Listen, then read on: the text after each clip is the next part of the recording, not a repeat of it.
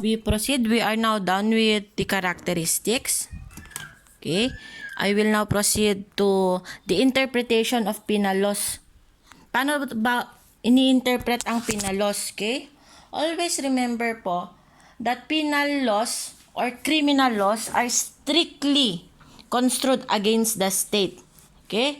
And liberally in favor of the accused. Dito nag-a-apply at pumapasok yung proof of guilt beyond reasonable doubt and doctrine or rule of presumption of innocence. Dalawang batas ang papasok dito sa interpretation. Okay? Dalawang rule pala. If you remember, okay? If you remember your proof of guilt beyond reasonable doubt, that is the highest, okay? That is the pinakamabigat, okay? Na quantum of evidence. When we say quantum of evidence, it's the measurement of evidence. Okay? Pinakamabigat. And who has the duty to prove? Okay? It's the state.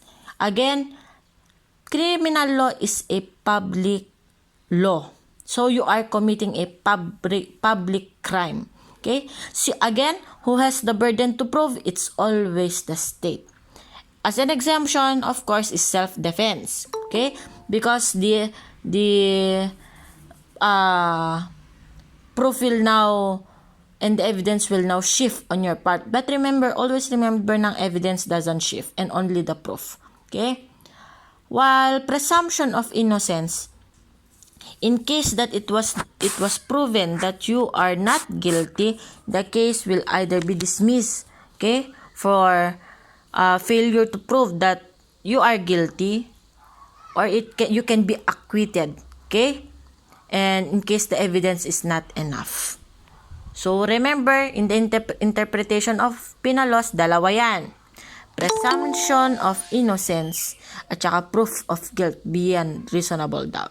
So, penal laws are strictly construed against, okay, it's against the state kasi siya ang may duty to prove that you are guilty.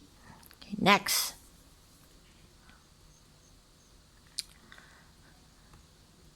We have this so-called mistake of fact.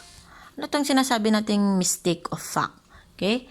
Mistake of fact is the misapprehension of facts on the part of the accused. Okay? Is it an absolutory cause? Yes po. Okay? It is an absolutory cause. Okay? And when we say under the mistake of fact, we have three very important requisites. When we say requisites, requirement. Okay? Mistake of fact number 1. Okay? The act would have been lawful had the facts been as the accused believed them to be. Number 2, the intention of the accused was lawful. And number 3, the mistake was without fault or carelessness on the part of the accused. Okay?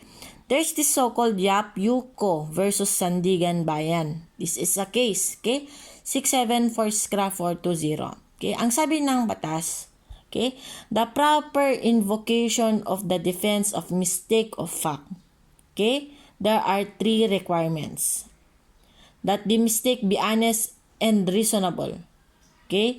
Number 2, it must be a matter of fact and it does not negate the culpability required to commit the crime or the existence of the mental state which the statute prescribes with respect to the element of the offense.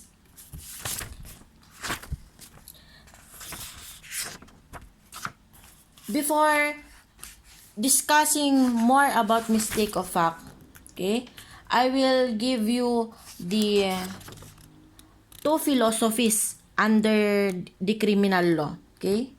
2 philosophies. Meron tayong tinatawag na classical at saka positivist. Okay? Very short lang to. Other term for classical is the juristic, while in a positivist is the realistic. Anong fina-follow natin dito? Okay? In classical, the basis of criminal liability is our free will. Okay? In positivist, the basis of our liability is that the man is inherently good, but because of environment and upbringing, he becomes socially sick. Okay? In positivists, it's always corrective or curative. So, you will be put in a correctional institution.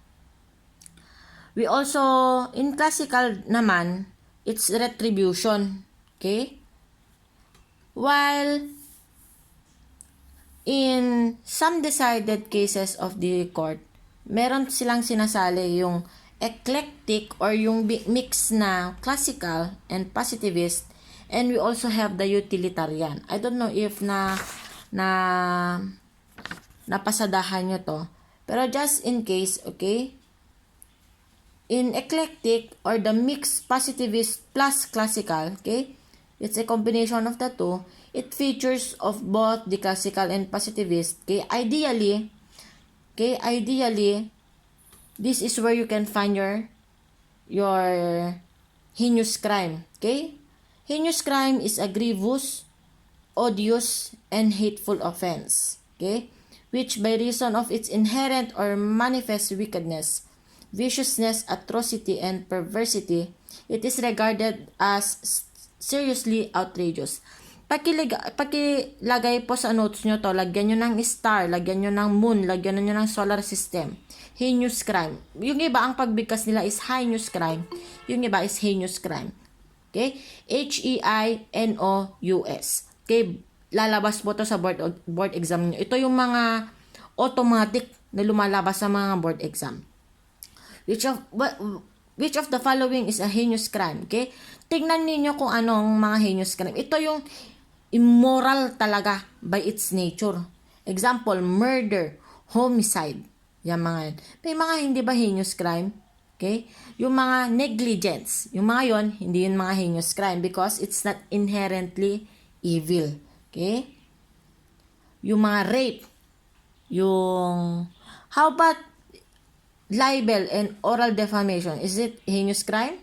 Okay? Accordingly, although it's inherently and manifestly wicked in its nature, it's not considered to be heinous it's not classified as heinous crime. Kasi by nature, humans are entitled to their own opinions. Okay?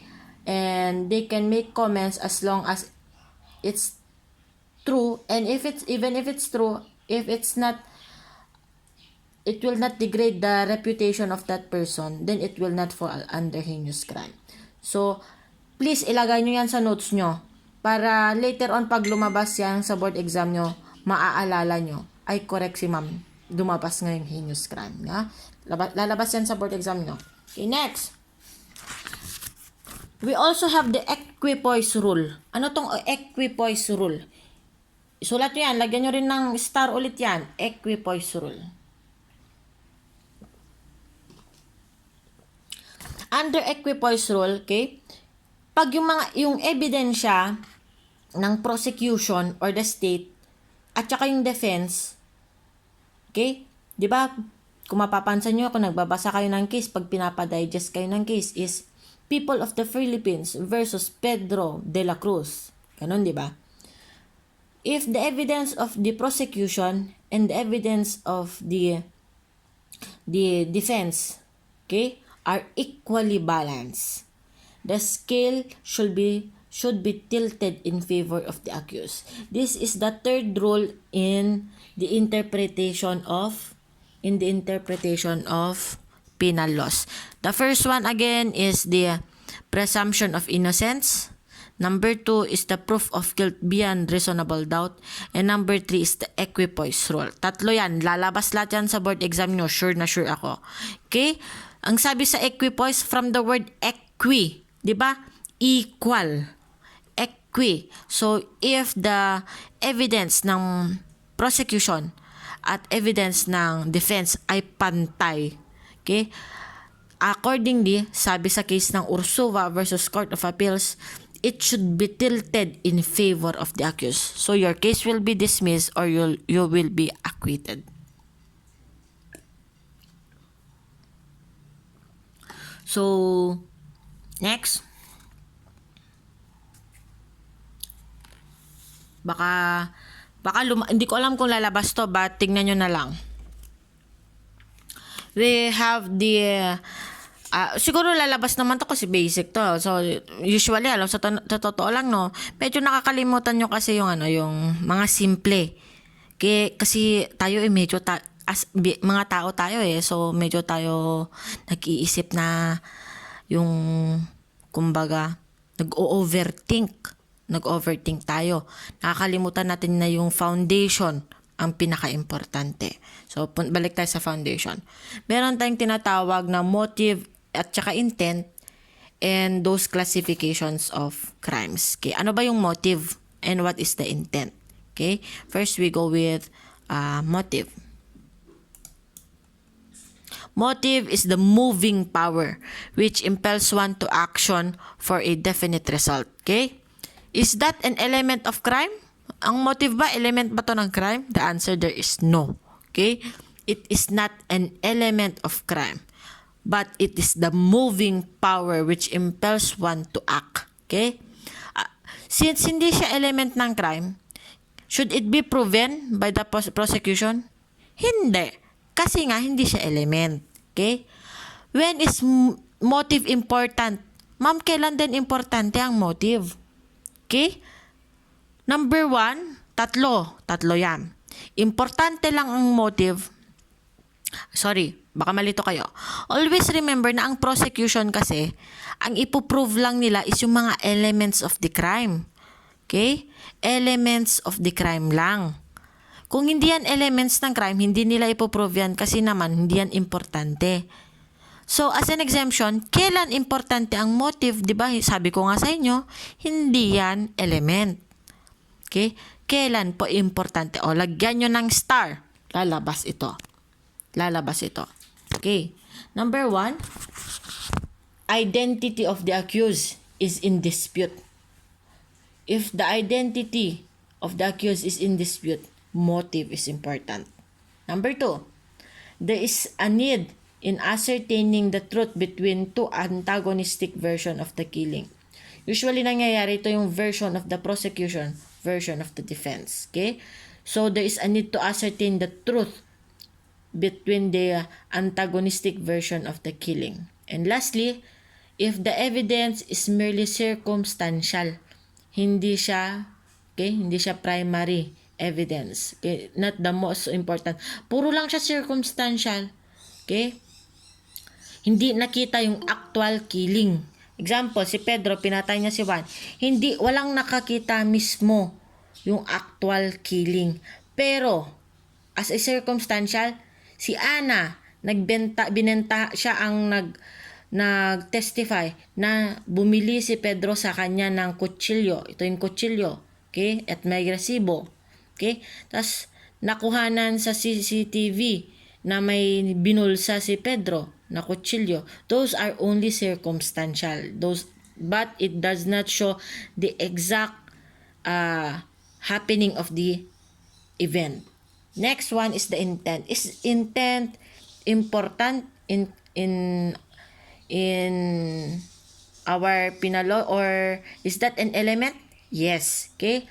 Ang motive, hindi. Pero again, may exemption yan. Ang intent, is it an element? Yes po. Intent is the purpose to use a particular means to effect a definite result. So, is that an element? Opo, bilogan nyo yung intent. Intent is an element. Motive is not. Okay?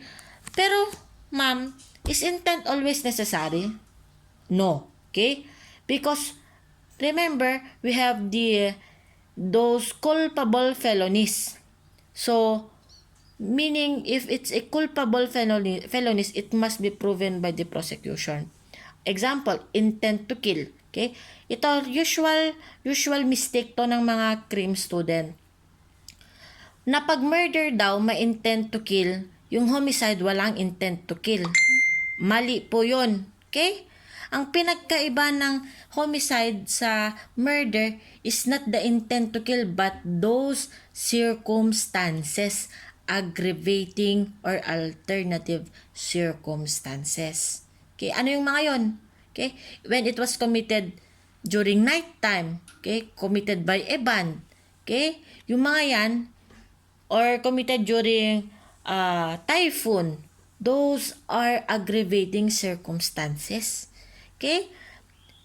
Again, sana sa lahat po ng nakikinig na estudyante sa akin, tandaan nyo ito, hindi porke walang intent to kill at namatay yung tao, homicide po yun, hindi po yun. Okay? Kung may aggravating circumstances, that is murder. But if there is no circumstances, that is homicide. And intent to kill, meron yan. Pareho sa murder at homicide. Saan ang walang intent to kill pero may namatay? That is reckless imprudence resulting to homicide. Ayun yun.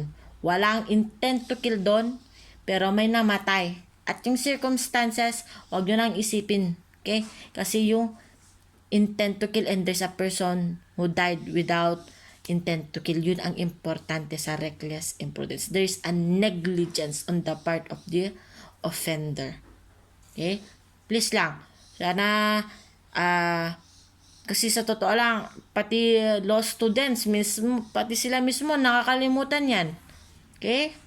I hope na naliwanagan yung ibang tao dyan. Next one is the mala inse and mala prohibita. Okay? So, punta na tayo sa classifications of crime. As to commission, again, we have your dolo and your culpa. Okay? Your dolo is your deliberate intent. Dolo. Diba? Nag-i-start sa letter D. So, merong deliberate intent. Intentional. Okay? Whereas a culpa, ang kabaliktaran nito is culpa. Ito yung kakasabi ko lang na ang intent is not necessary kasi it's a culpa only or one that is committed by fault. Okay? Hindi sinasadya. Okay? Those that are mere negligence.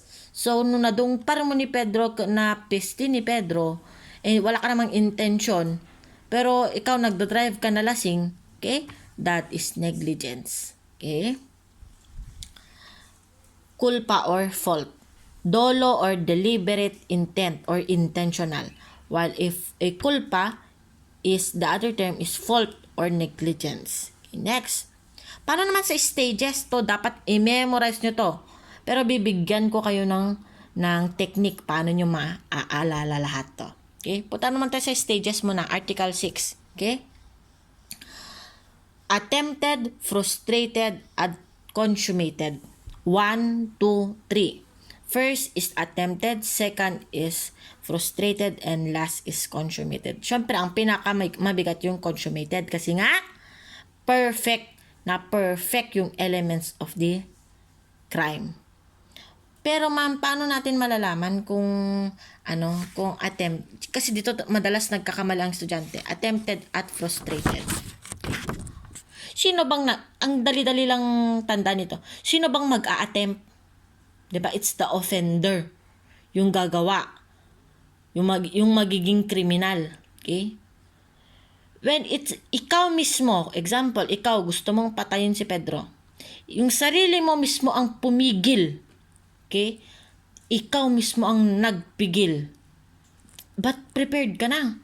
Prepared na yung kutsilyo. Okay? Prepared na yung mga materials na gagamitin mo na yung upuan, yung pantali mo sa kanya kasi nga nabibisit ka sa kanya, ganyan.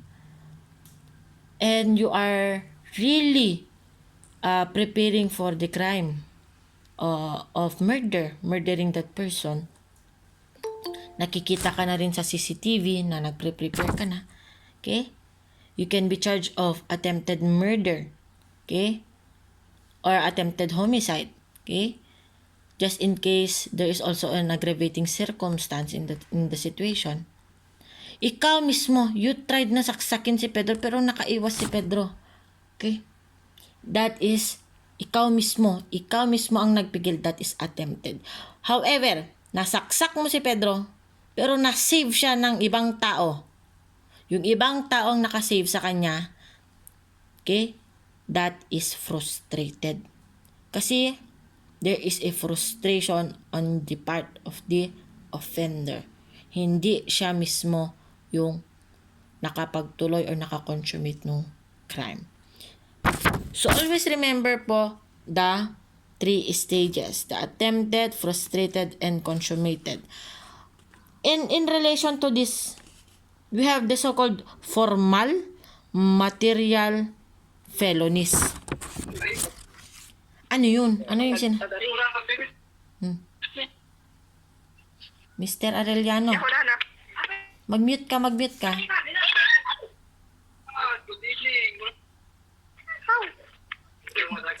I cannot continue because someone is in relation to attempted, frustrated, at consummated natin. Meron importanteng felonies dito. Yung formal, material, and crimes with no frustrated stage. Meaning, attempted tsaka consummated lang ang meron. Okay? May mga crimes yun? Meron. Remember, this one. Hindi lahat ng crimes merong attempted, frustrated, at consummated. Kaya wag kayong malito. Okay? Let's go with formal felonies. Ano yun? Okay? Those which are always consummated. Okay? Always formal. Always consummated. Okay? Bakit, ma'am? Because the offender cannot perform all the acts necessary for their execution without consummating the felonies. I will give you an example. Physical injuries. Okay? Under physical injuries, meron siyang level lang to, pero walang stages of execution. You have your so-called slight physical injury, less serious physical injury, and serious physical injuries. And remember, itong physical injuries na to, days ang doon mo malalaman kung slight lang ba yan, or less serious, or serious physical injuries. Days, yan ang importante, hindi yung stages of execution. It's a formal crime. Next, another one is the slander. Okay? Slander. Slander by deed. Okay? O kaya oral defamation. Okay? It is consummated. Bakit? Kasi nga, the moment na nasabi mo na yung mga, example, may hawak akong case. Ang sabi nung kalaban namin is, sika nga babae, ayotera ka, sorry for the word ha, ayotera ka, pokpok ka, feeling flight attendant, ginanon niya. Paano kung yung boyfriend niya tinakpan niya yung bunganga nung nagsasabi? Still, that is already consummated. Okay? Hindi ba frustrated yun, ma'am, kasi tinatakpan yung bunganga? Hindi po. Slander is a formal felony. Please remember that. Next one is the material felony. Okay? Material felony, or the one which have various stages of execution. Meron siyang attempted, frustrated, at saka consummated. Okay? Another one is those crimes with no frustrated. Kung ang formal is automatic consummated, there are also those crimes with no frustrated. Example, rape. Okay? Another one is arson, theft, okay? Robbery. Yung mga yan, walang frustrated yung mga yan. But those crimes have attempted and consummated. Okay? Next one is to the gravity. Gravity or bigat. It can be grave, less grave, and light felonies. Okay? Of course, pakibasa na lang yan sa provisions ninyo kasi madali lang naman tindihan yan. Okay? And lastly is the mala inse and mala prohibita. This is very important. Mala inse and mala prohibita. Okay? Paano natin malalaman? Okay? Kung mala inse or mala prohibita yan. It's the intent. Okay? The distinction is important with reference to the intent with which a wrongful act is done. In mala inse, so intent is there. Intent is necessary. In mala prohibita, it's only an inquiry.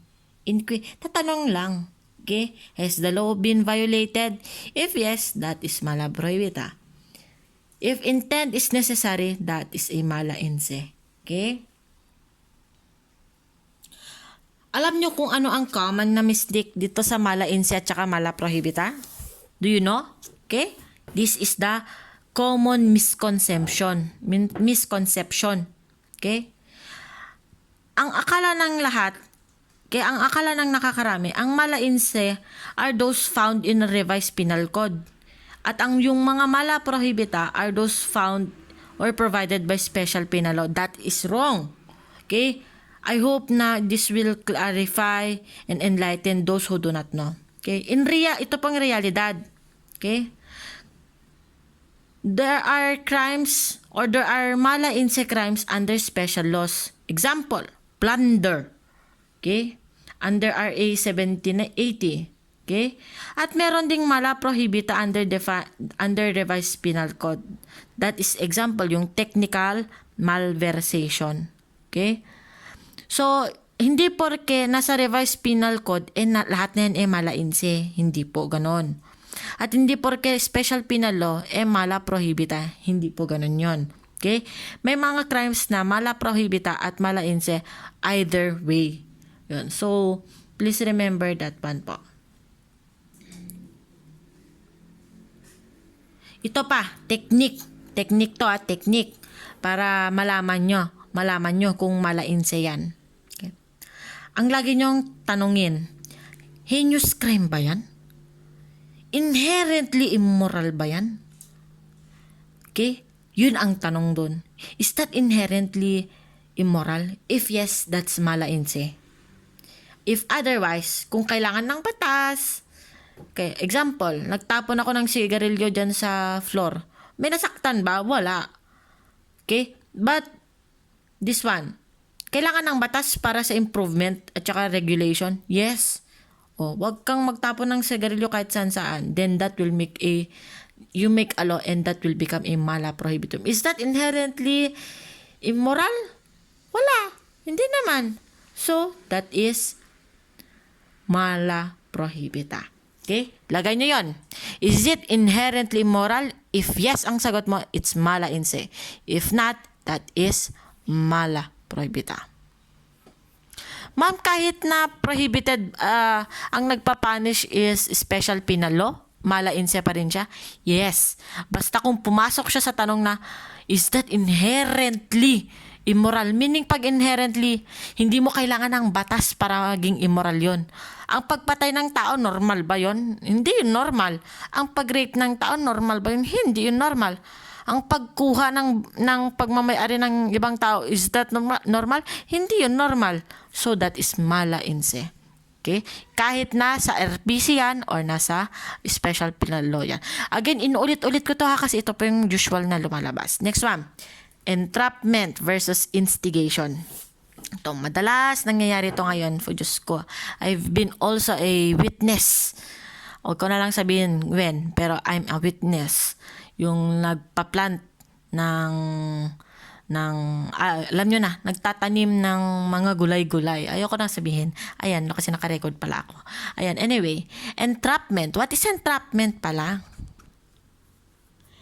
Entrapment is the ways and the means, okay? The ways and the means are resorted to for the purpose of trapping and capturing lawbreakers in the execution of their criminal plan.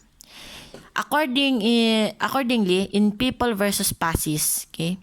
In instigation, the instigator practically induced the would-be defendant into the commission of the offense and become co-principals themselves.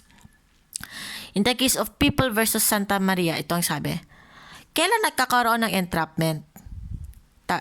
Sabi ng batas, pag yung mga law officers they employ or use schemes para ma-assure na mahuli nila yung kriminal at magawa yung actual commission of the crime, that is entrapment.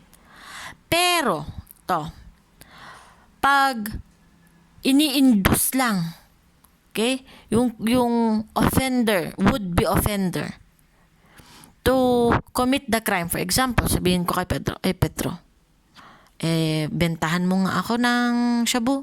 Sabihin ko sa kanya, you are the one instigating. Okay? And sasabihin ni Pedro, ay, hindi pa ako nagbebenta. Okay? And you, as the instigator, you suggest, ay, textan mo tong number na to, nagbebenta siya yan. Bigyan kita ng 1,000 pesos additional. Okay? In that situation, you induce the person in committing the crime who in reality doesn't really commit the crime. That is illegal. That is instigation. Okay?